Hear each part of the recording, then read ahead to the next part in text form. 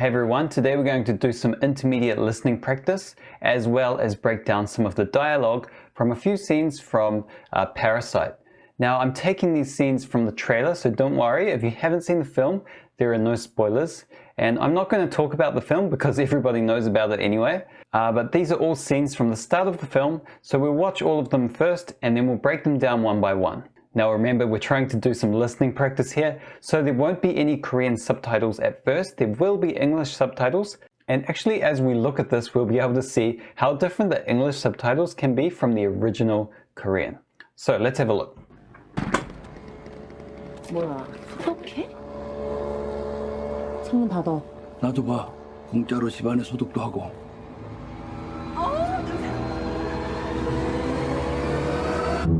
부모님 얼굴도 뵙고 좋더라. 건강들 하시고. 일거리가 없으셔도. 네가 내 대신 얘 과외 선생님 좀 해줘라. 영어. 대학생인 척하라는 거야? 불화를 좀 치지 뭐. 넌 이 좋은 실력으로 왜 미대는 맨날 떨어지냐? 아이씨, 죽을래. Okay, that's it. Just those 3 clips. Not the whole trailer, just the 3 clips. But actually, especially the second scene, which is a bit longer, the speech is actually really fast and natural. Now, if you couldn't understand everything they were saying, don't worry, that's normal. They were speaking very fast and very naturally.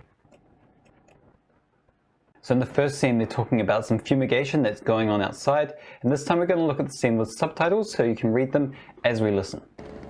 뭐야, 소독해? 창문 닫아. 나도 봐. 공짜로 집안에 소독도 하고. Alright, so the first sentence is 뭐야, 소독해? Alright, if you look up the word 소독하다 in the dictionary, you'll see like disinfect or sterilize. Of course, in the scene they're actually doing what we would call in English fumigation, but essentially they're disinfecting the neighborhood. So for any type of fumigation, disinfecting or sterilizing activity, we usually just use the word 소독하다. This could include words like 손소독제, hand sanitizer, or if you're disinfecting a room or cleaning something down with disinfectant, you could use this word too. Next we have 창문 닫아. Now if you've been learning Korean a while, you'll know that this should be conjugated as 닫아. But as part of Seoul dialect, many people say verbs that have a in it with a different vowel on the end from standard Korean. So 닫아 becomes 닫어, 잡아 becomes 잡어. Not everyone does this, but it is a way that some people speak, especially in Seoul or the Seoul capital area. Next, the father says 놔둬봐. This comes from the verb 놔두다, which means to just leave it. Don't worry about it, leave it. And this verb's really common in everyday language. It's okay, don't worry about it. So it's often used to tell someone not to worry about doing some type of action. In the next sentence he says 공짜로 집 안에 소독도 하고. So I first want to explain the nuance of the 하고 at the end. That kind of gives the feeling of we'll get free fumigation while we're at it. So this type of expression is often used when people are getting some kind of advantage from something at the same time. So basically it's like, don't worry about it, we'll get free fumigation inside our house at the same time. And then at the end you can hear the lady say, oh, 냄새. So yeah, basically complaining about the smell of it. Alright, let's go on to scene 2 now. 부모님 얼굴도 뵙고 좋더라. 건강들 하시고. 일거리가 없으셔도. 네가 내 대신 얘 과외 선생님 좀 해줘라. 영어. 대학생인 척하라는 거야? 불화를 좀 치지 뭐. Alright, now this scene is actually cut up a bit from the original movie. So that's why it sounds like a little rough, because there are different parts of conversation in between what you're seeing here. But nevertheless, it's a good challenge and good exercise to try and understand what they're saying. Now, I want to point out that the language here is very casual and conversational. And by that, I don't mean there's like a lot of swearing or anything. I mean that, it doesn't always abide by traditional grammatical rules.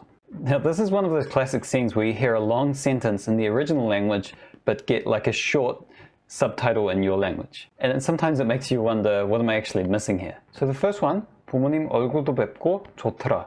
건강들 하시고. 얼굴을 보다 is a phrase we use when we talk about seeing someone or meeting someone, especially after a long time. Literally seeing someone's face. And because this guy is talking about his friend's parents, he's going to use an honorific, 뵙다, instead of 보다. So you can see that even if you're speaking in 반말, you really need to try and be polite when you're talking about somebody else's parents. Otherwise they might be offended. Alright, next we have 들, which as you'll know is used for plurals. But here we have 들 suddenly in the middle of the sentence where we usually don't find it on the end of 건강. 건강 meaning health. And then sometimes you can also hear 안녕들 하세요. So when 들 is used like this, it's almost always when it's talking about multiple people being in a situation, and it's basically putting emphasis on that plurality. And if people are interested, I may go into this topic in more detail in a later video. So this sentence basically means, it was good to see your parents and they look healthy. Of course, he only says 건강들 하시고, but with the context, he's saying that they look healthy. Then the other guy replies, 일거리가 없으셔. 일거리 talks about work, and as you might know, 일 is usually work, but 일거리 is used often when we talk about people who freelance or do temporary work. So they have, bits and pieces of work coming in, as opposed to someone who is continually working the same job. And again, we have the honorific here, 없으셔. Okay, the next sentence, 네가 내 대신 내 과외 선생님 좀 해주라, 영어. Now, 대신, as you might know, means instead. Now, one tip here is that both 나 대신 and 내 대신 are correct. You can use both. 좀 being used as please, and 해주라. Now, you might see this and think, hey, shouldn't it be 해줘라? And you would be correct, yes. If you're conjugating this properly, 해줘라 would be the correct way. But again, this is casual conversation, and a lot of people prefer to say in conversation, 해주라, when they're kind of telling someone kind of forcefully, friend or someone who's younger than you, to do something. And at the end of this, we have 영어. And this happens in casual conversation a lot in Korean, when you say something, but you missed some information and you just add it onto the end. So in the sentence, he said, do my private teaching job instead of me. And then at the end said English. So he's clarifying what type of teaching job it is. And you'll hear this a lot in everyday Korean, people just adding little bits of information onto it. And actually we saw it in the previous sentence too. He said, 부모님 얼굴도 뵙고 좋더라, 건강들 하시고. So he's kind of added 건강들 하시고 on the end of that. 대학생인 척 하라는 거야? 대학생인 척 하라는 거야? Are you telling me to fake being a uni student? Are you telling me to pretend to be a uni student? So this phrasing here is a common way of confirming, is this what you just told me to do? And then finally, 구라를 좀 치지 뭐. 구라를 좀 치지 뭐. 구라를 치다 is the same as 거짓말을 하다, but it's kind of a more casual and not vulgar, but it's not a polite way of saying the word lie. So usually young people tend to use this a lot.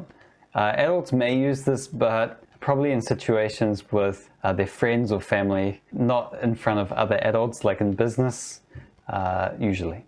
이 좋은 실력으로 왜 미대는 맨날 떨어지냐? 아이씨 죽을래. 이 좋은 실력으로 왜 미대는 맨날 떨어지냐? 이 좋은 실력으로 means with these good skills. 미대 meaning some kind of art school, art university, actually. So 미대 means 미술대학교.